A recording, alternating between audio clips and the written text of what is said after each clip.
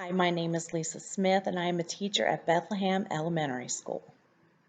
It has recently been brought to my attention that racial segregation in school is just as bad today as it was in 1954, the year that the Brown versus the Board of Education case was ruled by the Supreme Court. Racial segregation, as well as poverty, has proven to have a negative effect on the education of both Black and Hispanic students. In fact, during the segregation ruling, the Supreme Court said to separate them from others of similar age and qualification solely because of their race generates a feeling of inferiority as to their status in the community that may affect their hearts and minds in a way unlikely to ever be undone. This leads me to wonder why there is still racial segregation in education after 60 plus years.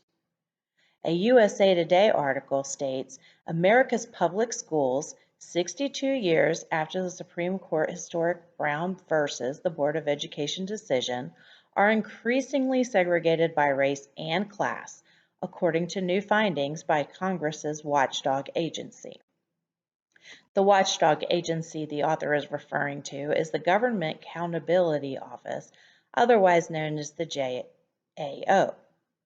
A follow-up on that article by Congressman Bobby Scott adds, the GAO has confirmed that our nation's schools are in fact largely segregated by race and class.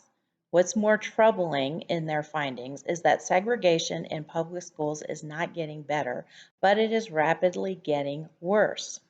The report shows that more than 20 million students of color now attend racially and socioeconomically isolated public schools, which are schools where 75% of attending students are of the same race.